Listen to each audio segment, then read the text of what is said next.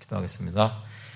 하나님 아버지 감사합니다. 오늘도 예배드리게 하시고 주님 또 작년 성경 공부 시간 주셔서 솔리문답을 보며 성경 말씀을 배워주고자 합니다.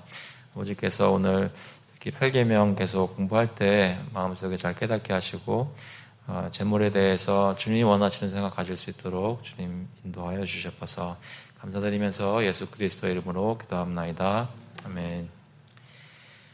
네, 오늘 제8계명이 금하는 것 두 번째 시간인데요. 질문 75번 질문 읽겠습니다. 답을 같이 읽어주세요. 제8계명이 금하는 것은 무엇인가? 제8계명이 금하는 것은 우리와 남의 재물과 산업을 불이하게 방해하거나 혹 방해될 만한 일이다. 네, 그래서 토론 질문 저희가 지난번 6번까지 보았고요. 오늘은 7번부터 보도록 하겠습니다. 7번 질문은 제8계명은 가정 밖에서 어떤 도둑질을 금하는가 얘기를 하는데요.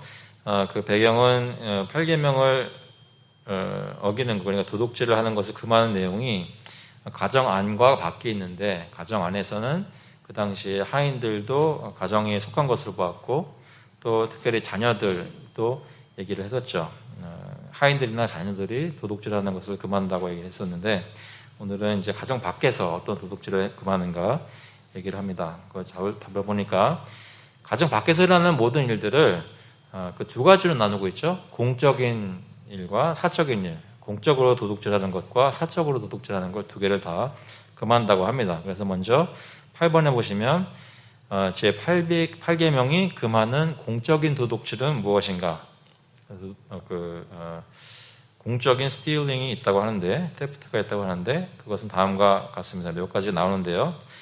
살펴보면서 교훈을 받기를 바랍니다. 첫 번째는 신성모독입니다.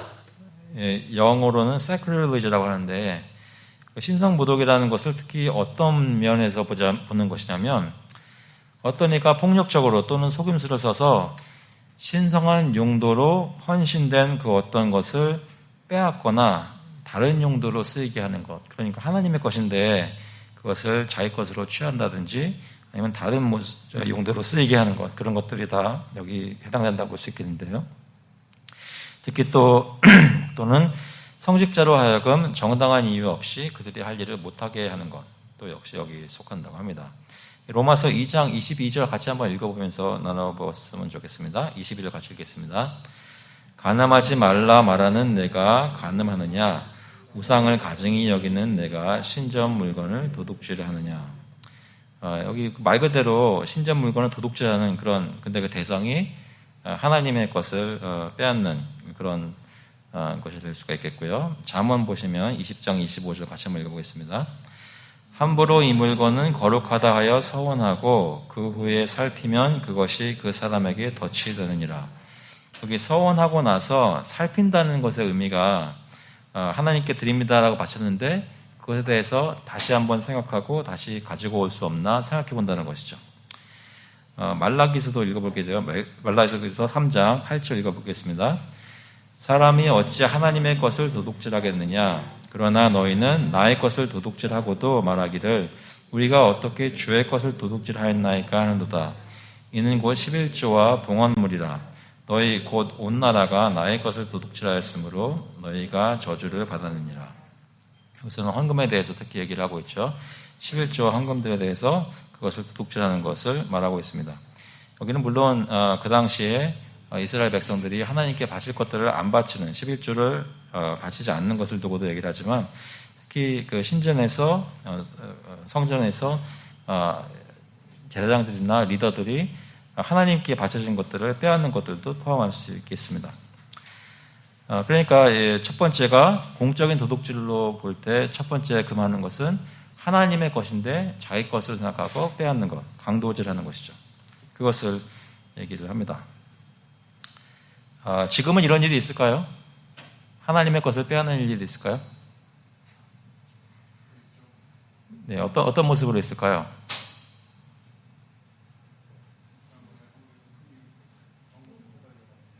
지난번에 한국에서 큰일이 있었다고요? 어떤 일이요? 네? 개인적인 용도로 교회 돈을 쓴 일. 네. 그런 것들 간혹 가다가 나오죠.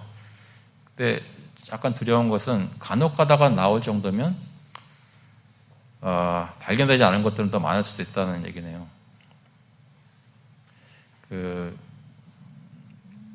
저희 교회 재정부에서 늘 기도 제목으로 올리는 것 중에 하나가 늘 투명해서 다 하나님의 것으로 깨끗하게 쓰임 받기를 원하고 이렇게 얘기해도 되는지 모르겠지만 시스템을 만들어서 회계나 부회계가 마음 먹고 도둑질 하려고 해도 안 되는 그런 거를 말씀하시더라고요. 마음은 좋습니다. 마음은 좋은 마음이죠. 근데 실제로 지금 그렇게 만들어가고 있어요. 그래서 너무나 감사한 일인데 이런 일들이 종종 있어요. 한인교회들에도 있습니다. 하나님의 것을 빼앗는 일. 물론 교회 헌금으로 바쳐진 것을 횡령하는 일도 있을 수 있겠지만 아무도 모르는, 그러니까 내 가정에서 하나님께 바쳐야 되는 것인데 바치지 않는 것들도 있을 수 있겠죠. 또는 꼭 돈이 아니라 다른 어떤 나의 시간이나 나의 어떤 자원들을 하나님께 드립니다라고 서원했던 경우가 있는데 내 것이라고 다시 가지고 가는 그런 것들이 혹시 있는지 모르겠습니다. 그런 것이 공적인 도둑질에 속한다고 하고요. 두 번째를 보시면 길을 벗어나거나 잃어버린 것을 가지고 있는 것. 신명기 22장 같이 한번 1절하고 3절 말씀 같이 한번 읽어볼게요. 내 형제의 소나 양이 길 잃은 것을 보거든 못 본 채 하지 말고 너는 반드시 그것들을 끌어다가 내 형제에게 돌릴 것이요 낙이라도 그리하고 의복이라도 그리하고. 잘 안 보이시나요? 없으세요? 네, 저기 나오는데요. 다시 한번 신명기 22장 1절하고 3절이요. 핸드아웃에 안 나오세요 혹시?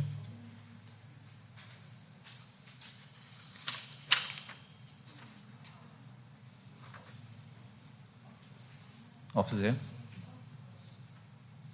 그럼 제가 읽어드릴게요. 내 형제의 소나 양이 길 잃은 것을 보거든 못 본 채 하지 말고 너는 반드시 그것들을 끌어다가 내 형제에게 돌릴 것이요 낙이라도 그리하고 의복이라도 그리하고 형제가 잃어버린 어떤 것이든지 내가 얻거든 다 그리하고 못 본 채 하지 말 것이며. 길을 벗어나거나 잃어버린 것을 가지고 있는 겁니다. 누가 무엇을 잃어버렸는데 그것을 발견하면 주인에게 돌려주는 것이 아니라 자기가 취하는 거죠. 여러분 길을 가다가 옛날에 저희가 얘기 많이 했던 게 500원짜리 동전을 봤어요. 그럼 어떻게 하세요?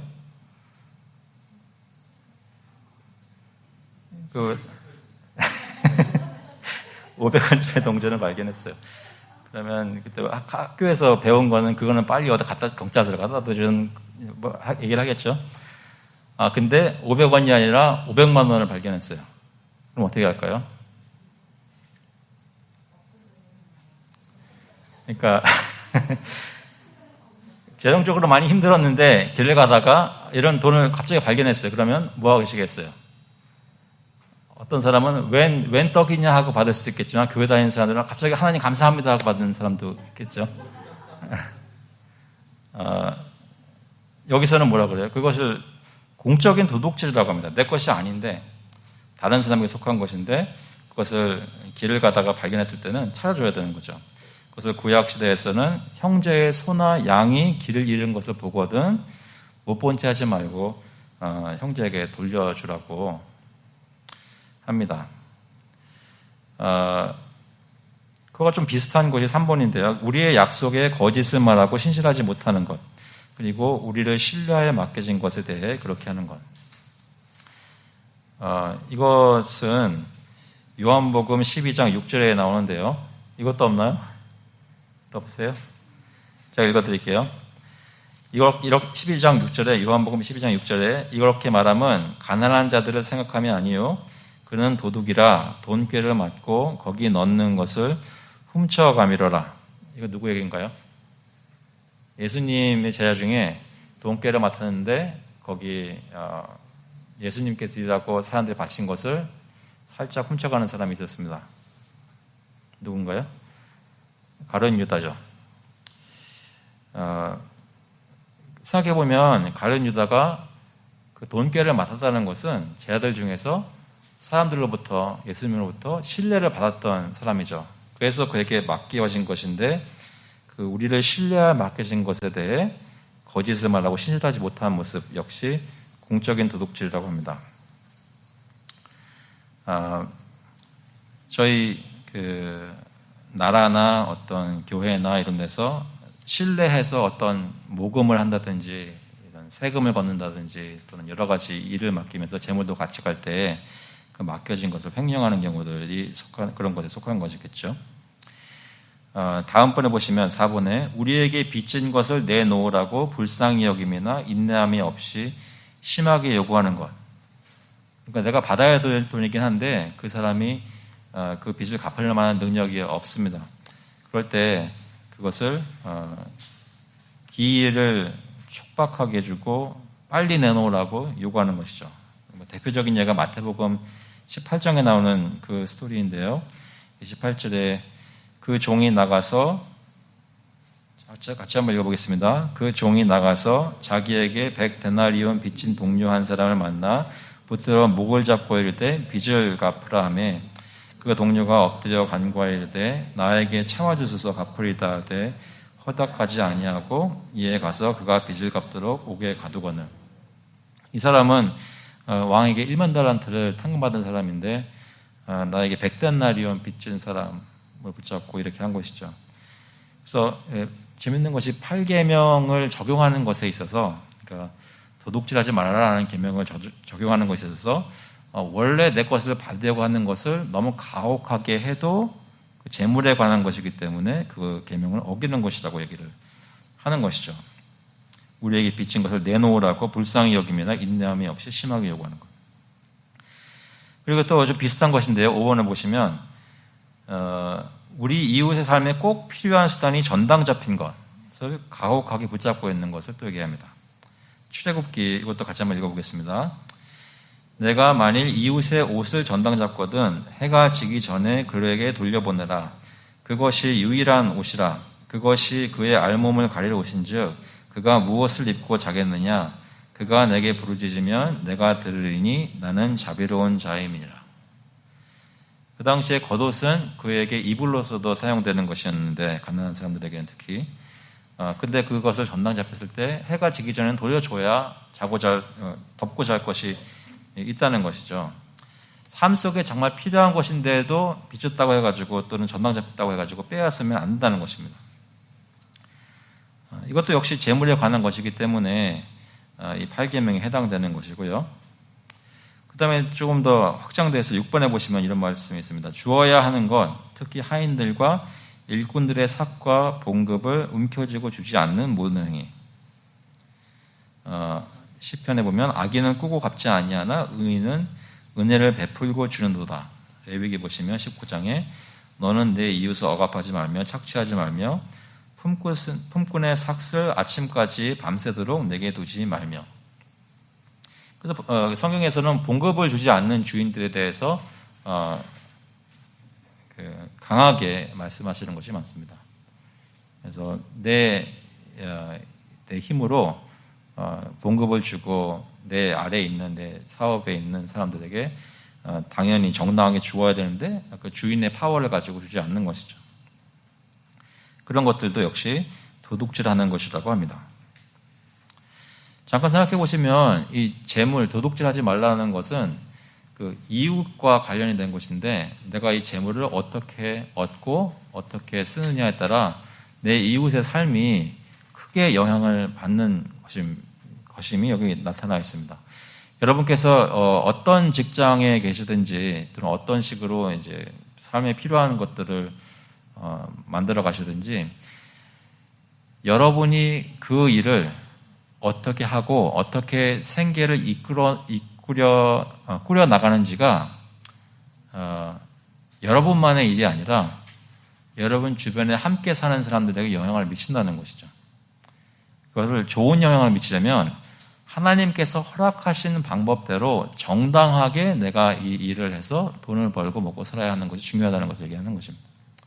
그리고 이 사람과 내가 어떤 여러 가지 모습으로 관계들이 생기는데 돈을 빌려주고 갚는다든지 또는 전당 잡혔다든지 여러 가지 일들이 있는데 그 재물에 대해서 내가 어떻게 하는지가 내가 크리스천으로서 이 사람에게 어떤 하나님을 보여주는지 지대한 영향을 미친다는 것이죠. 그래서 여기 길을 벗어나거나 잃어버린 것을 가지고 있는 것, 맡겨진 것에 대해서 신실한 것, 빚에 대해서 어떻게 할 것인지, 전당 잡힌 거 어떻게 할 것인지, 일꾼들의 삭설 내가 줄 것인지 말 것인지 이런 것들이 단순히 나 혼자의 어떤 그 재물을 모으는 것이 아니라 내가 재물을 어떻게 쓰는지가 내 주변 사람의 삶에 지대한 영향을 미친다는 걸 보여주고 있고요. 그리고 또 여기 특별히 7번 보시면 옛 지계석을 제거하거나 다른 사람들이 그들의 재산에 대해 가지고 있는 정당한 소유권을 속여 빼앗으려 하는 것. 그래서 잠언 말씀 보시면 내 선조가 세운 옛 지계석을 옮기지 말지니라. 이것은 특히 이런 의미가 있어요. 하나님께서 이스라엘 백성들에게 각 지파마다 가정마다 대대로 물려받도록 세워주시는 그 바운더리가 있는데 이것은 하나님께서 그 가족들을 위해서 가정을 위해서 주신 것인데 그것을 내가 여러 가지 방법을 써서 빼앗으면 하나님께 대한 범죄가 되는 것이죠. 내 이웃이 가지고 있는 재산을 내가 존중하고 지키려는 노력을 해야 한다는 것입니다. 어떻게 정형할 수 있을까요? 문자적으로 보자면 여러분 혹시 가정집에 살고 있는데 잔디밭이 옆집하고 맞닿아 있잖아요. 그 경계선 어딘지 잘 알고 계세요? 혹시 그것을 움직여서 옮기려는 분들이 혹시 있을까요? 그건 큰 문제가 아니겠죠. 근데 다른 좀 어떻게 좀 겉으로 드러나기는 않는데 분명히 내 이웃의 것이에요. 그런데 내가 어떤 기회가 생기고 어떤 방법이 있어서 그걸 조금씩 빼앗아 가려는 것들이 혹시 요즘 우리가 사는 삶의 모습 속에는 있지는 않을까 한번 살펴보자는 거죠. 내 삶 속에서는 혹시 옛 지계석, 이웃과 나의 땅을 가르는, 그러니까 어떤 소유를 가르는 지계석들이 있는지 살펴볼 수 있으면 좋겠습니다. 8번 보시면 착취하는 것과 모든 압제, 특히 가난한 자와 고통을 당하는 자들에게 그렇게 하는 것. 잠언 22장 22절 같이 한번 읽어보겠습니다. 약한 자를 그가 약하다고 탈취하지 말며 곤고한 자를 성문에서 압제하지 말라. 대저 여호와께서 신원하여 주시고 또 그를 노력하는 자의 생명을 빼앗으시리라. 아모스서 8장 4절 읽어볼게요.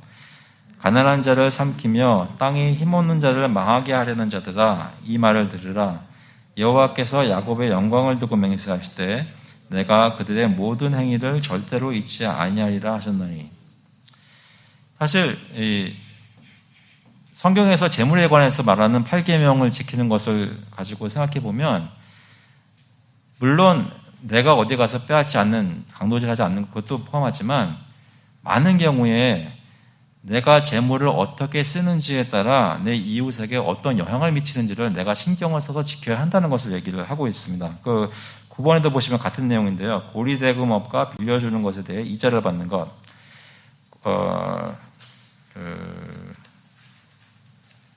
그래서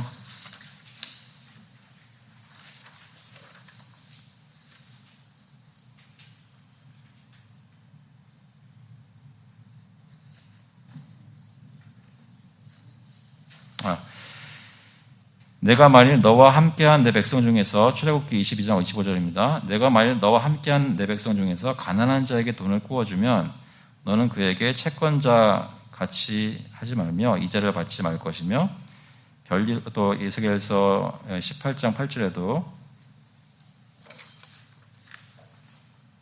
조금 헷갈리게 됐네요.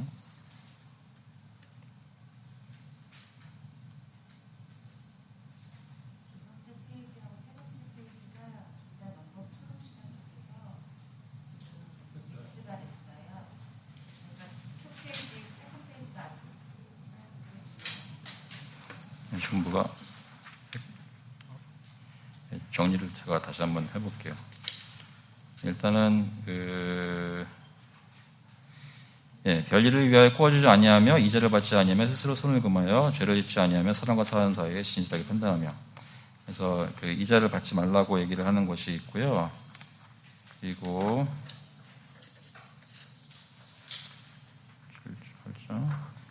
그다음에 9번. 그다음에 혹시 그 2번 보이시나요? 그 여기 공적인 금고를 강도질하는 것 또는 어떤 모습으로든 국가에 잘못하고 국가의 것을 사치하는 것인데 국가의 정당한 자유와 특권을 빼앗고 사적인 유익을 위해 공적인 해를 입히는 것. 이러한 공적인 강도질은 함부로 땅을 차지하여 울타리를 치는 것, 모든 물건을 다 사버리는 것, 사전에 물건들을 사거나 빼돌리거나 가격을 올리도록 조작하여 정상적인 상거래가 이루어지지 않게 하는 것, 독점하여 파는 것이나 그 외에 유사한 것들이 있다. 그거 보이세요? 네. 오케이. 다시 그쪽으로 보도록 하겠습니다. 그래서 그 공적인 도둑질을 그렇게 여러 가지로 얘기를 하고 있고요. 내가 8계명을 어떻게 지키느냐가 내가 살고 있는 사회에서 이웃들과 관계에 대한 영향을 미친다고 얘기를 합니다. 그래서 9번을 보시면 제 8계명이 가정 밖에서 금하는 사적인 도둑질은 무엇인가? 사적인 도둑질, 그것을 다음과 같이 얘기를 하면 두 가지인데요. 노예로 보내거나 팔기 위해 남자나 여자나 아이들을 납치하는 것. 지금은 겉으로 보기에는 많이, 그러니까 예전에는 그 당시도 그렇고 예전에는 이런 노예 제도가 있어서 근데 그것을 위해 사람들을 훔쳐하는 거죠. 성경에 보면 그것에 대해서 굉장히 엄격하게 얘기를 합니다. 여기 디모데전서 1장 9절 보시면 알 것은 이것이니 율법은 옳은 사람을 위하여 세운 것이 아니요 오직 불법한 자와 복종하지 아니하는 자와 경건하지 아니한 자와 죄인과 거룩하지 아니한 자와 망령된 자와 아버지를 죽이는 자와 어머니를 죽이는 자와 살인하는 자며 음행하는 자와 남색하는 자와 인신매매를 하는 자와. 그러니까 인신매매를 하는 것이 이런 심각한 죄악에 같이 나열되어 있고요. 거짓말하는 자와 거짓맹세하는 자와 기타 바른 기원을 거스르는 자를 위함이니. 출애굽기에서는 사람을 납치하면 그 사람을 팔았든지 자기 수하에 두었든지 그를 반드시 죽일지니라 했어요. 그러니까 이것은 사형에 해당하는 죄라고 구약 율법에서는 정의하고 있고요. 그리고 이 사람, 제가 어디서 들은 얘기인데 여러 가지 장사 중에 제일 이윤이 남는 게 사람 장사래요. 그런 말씀 못 들어보셨어요 혹시?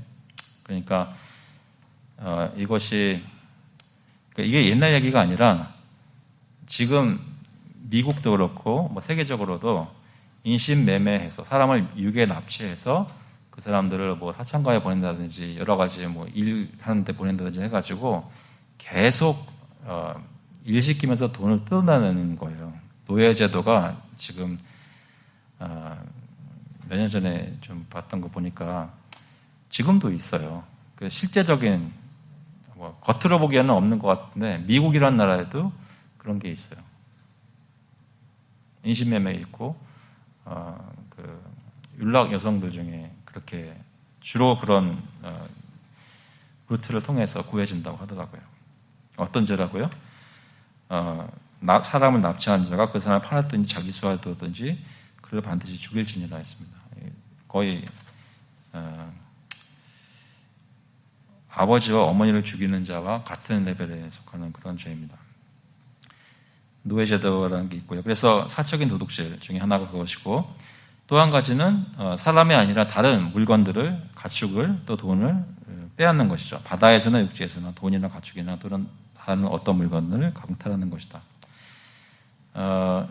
그 강도질하는 것이 구약이든 신약이든 다 나오는데요. 혹시 강도 당해 본 적 있으신가요? 그러니까 도둑질 당한 거 말고 강도. 누가 총 대고 이렇게 돈 내놓으라고 했던. 전에 한번 말씀드렸던 것 같아요. 저는 있어요. 전 이제 차에 앉아 있었는데 누가 옆에 들어가지고 나가라 그래가지고 나갔더니 차를 보고 갔어요. 근데 잡기는 잡았는데 좀 여러 가지 생각이 들더라고요. 그러니까 내 것을 빼앗간 사람, 법정에서 딱 보니까 멀쩡한 사람이에요. 멀쩡한 사람인데 양복 입고 왔어가지고 얼굴 알아볼 수 없도록 했었는데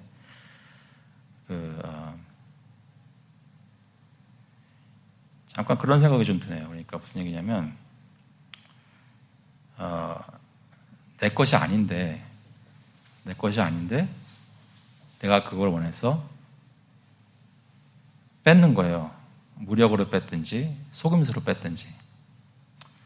그런데 저희가 생각하는 것보다 아까 노예제도도 우리가 없다고 생각하지만 암암리에 많은 것처럼 강도도 많아요.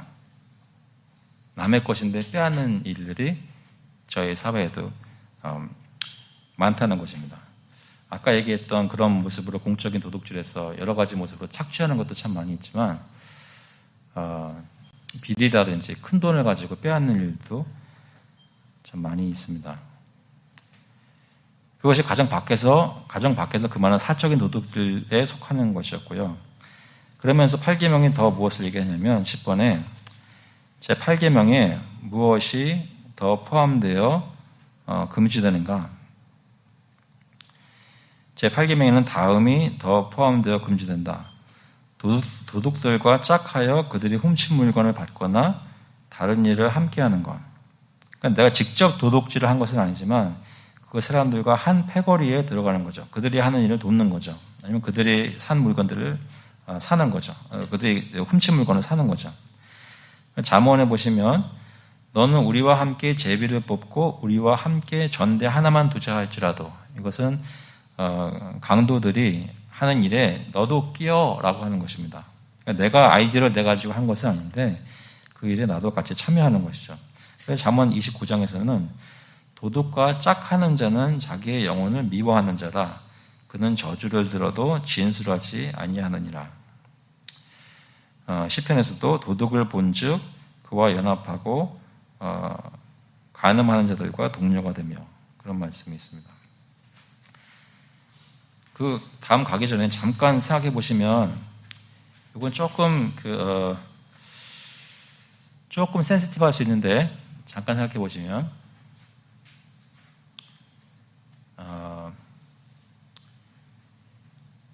저희가 돈을 벌어서 먹고 사는데 그 비즈니스를 하거나 일을 하는 파트너들이 다 정직하게 돈을 벌어서 먹고 사는 사람들이라고 여러분 알고 계시나요?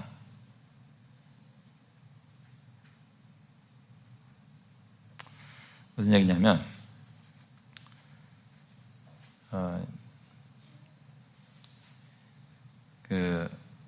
예를 들어서 범죄자들이 불이한 방법으로 돈을 벌어요.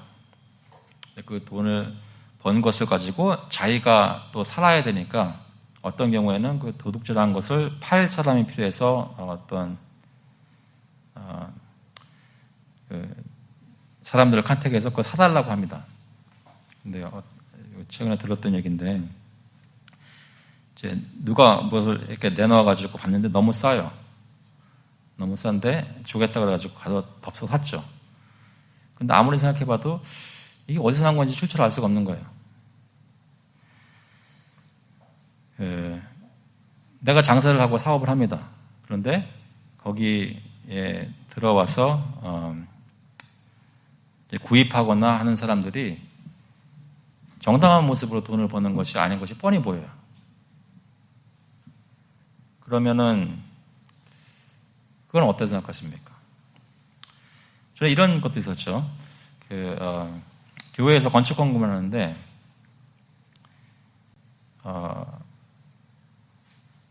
많이 모였어요. 근데 어떤 분은 막 그렇게 얘기하는 거예요.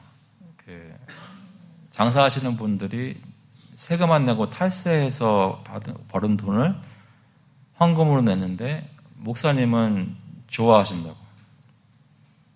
그런 말도 했어요. 어떻게 생각하십니까? 내가 직접적으로 어떤 도둑질이나 잘못된 것에 참여하는 것은 아닌데 그 일을 하고 있는 사람들의 삶 속에 같이 알게 모르게 파트너가 되어서 그 일에 동참하게 되는 것이 알게 모르게 있을 수 있는 경우들. 어느 선까지는 그것이 죄악이다 얘기하기 어려운 경우들도 많아요. 그러니까 내가 가게 하고 있는데 누가 어떤 마약 파는 사람이 와가지고 햄버거 사 먹는데 그게 내 잘못이라고 볼 수는 없잖아요. 근데 어떤 경우에는 내가 지금 하고 있는 액티비티가 이 사람이 그런 잘못된 것을 계속 할 수 있는데 도움을 주고 유지시키는 데 도움을 주는 그런 일을 할 수 있단 말이에요.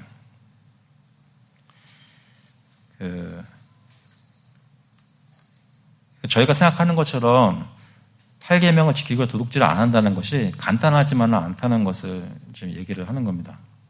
이 사회에서 내가 살 때에 나 혼자만 사는 것이 아니라 경제적인 활동에서도 이웃들과 연결되어 있다는 거죠. 그래서 몇 번 전화면 나눴는지 모르겠지만 회계사 하시는 분들이 그런 것 때문에 고민을 많이 하신다잖아요. 특별히 크리스천 회계사들이 가게 주인이 알아서 해주세요라는 말에는 알아서 세금 많이 안 내게 잘해주세요라는 것이 합법적인 방법만 사용해달라는 것이 아니라 어느 경우에는 눈 감아주세요. 이런 요구도 섞여 있는 것을 뻔히 알기 때문에 이 클라이언트를 유지하기 위해서 내가 어느 정도까지 선을 갖고 해줘야 되는가 이런 것도 있단 말이죠. 무슨 말씀인지 아시겠죠? 나는 나 깨끗해요 라고 말하기 전에 실제로 정말 내가 나와 연결되는 사람들이 어떤 모습으로 살고 있는지를 살펴보고 고민해야 되는 지점들이 제 삶 속에는 많이 있다는 것입니다.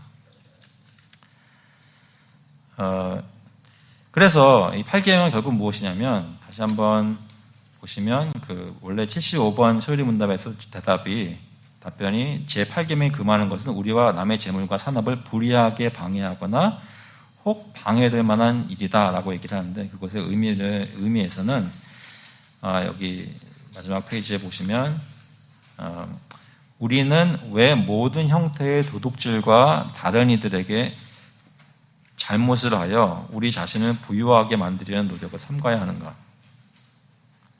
모든 형태의 도둑질과 다른 이들에게 잘못을 하여 우리 자신을 부유하게 만들려는 노력을 삼가야 하는가? 왜 그거 하면 안 되는가?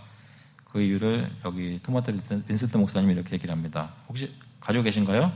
같이 한번 읽어보겠습니다. 우리는 모든 형태의 도둑질과 다른 이들에게 잘못을 하여 우리 자신을 부유하게 만들려는 노력을 삼가야 한다.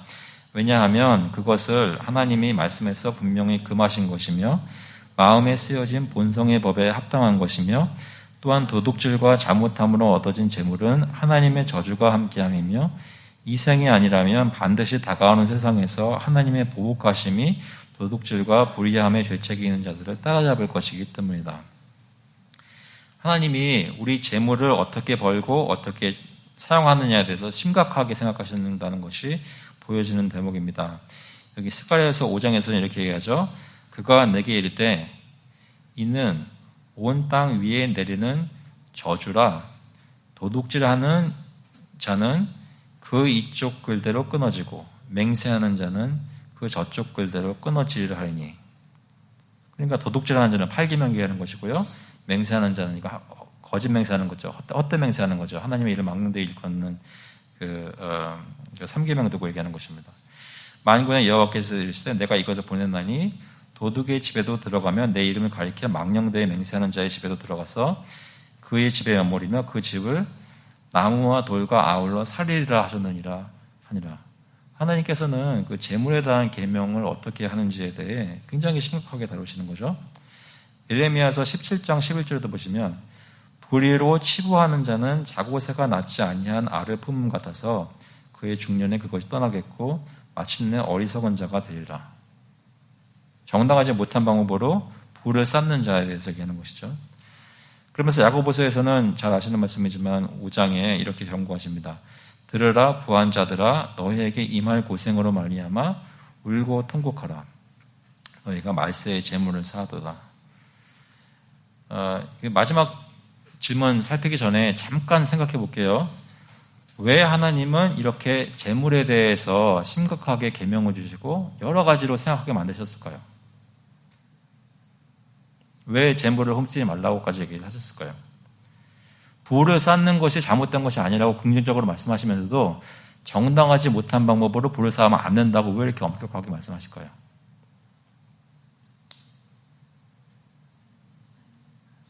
네? 네, 재물은 우상이 되니까 돈을 사랑하는 것이 일반하게 뿌리라고 하잖아요. 그러니까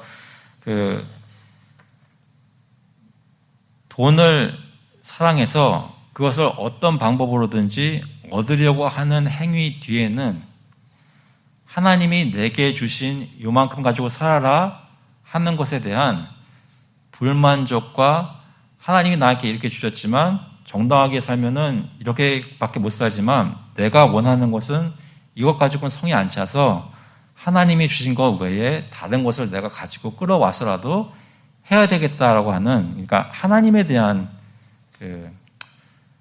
거역하는 것이죠. 하나님을 불순종하는 것이란 말입니다. 우상 숭배가 되는 것이죠.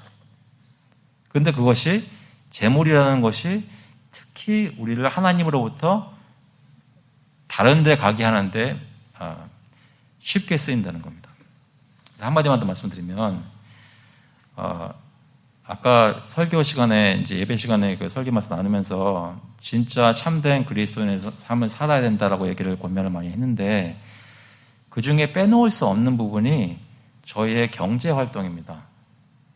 우리가 어떻게 돈을 벌고 먹고 사는지, 어떻게 내가 번 돈을 가지고 사회에 환원하는지, 어떻게 이웃과 관계를 가지면서 주고받고를 하는지가 진짜 크리스찬으로 사는 모습 속에 중요한 증거로 나타날 수도 있고 그것을 반대로 보여줄 수도 있다는 거예요.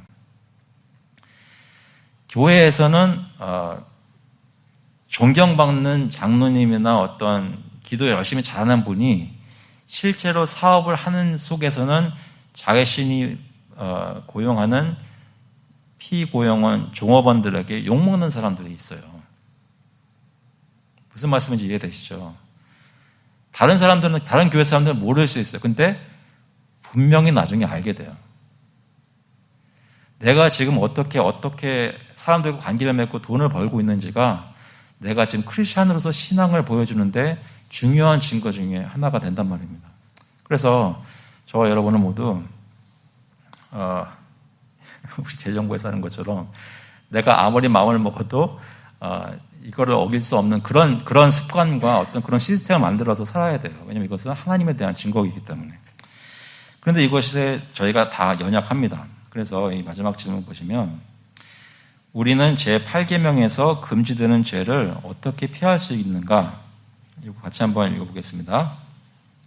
우리는 제8계명에서 금지되는 죄를 피할 수 있는데 그리스도의 죽음과 영을 통해 세상에 대한 마음을 죽임으로 할 수 있고 위의 것에 대한 마음을 더 가짐으로 할 수 있고 공의를 사랑함으로 기도로 하나님의 약속과 특별한 섭리를 믿음으로 하는데 모든 필요한 것을 이러한 죄를 잊지 않으며 함으로써 할 수 있다. 그러니까 내가 도둑질하지 않는다는 것은 내가 하나님 앞에서 영적으로 신앙생활을 하는 것이 굉장히 중요한 부분이고 그것을 잘하는 방법도 또한 다른 방법을 쓰는 것이 아니라 예수 그리스도 안에서 죄를 죽이는 그런 작업을 통해서 할 수 있다는 것입니다. 그래서 재물에 관한 것을 얘기하는 계명인데 여기 해결책은 결국 보면은 예수 믿고 그 앞에서 신앙생활을 제대로 하라는 얘기예요. 그거 외에는 다른 방법이 없다는 것이죠. 아시겠죠? 그래서 다시 한번 말씀드리지만 여러분의 영적인 신앙생활과 나의 경제활동을 분리시키면 안 된다는 것입니다. 같은 마음 가지고 내가 돈도 벌어야 된다는 것이죠. 혹시 질문 없으세요? 여러분들은 어떤 직업 가지고 사세요?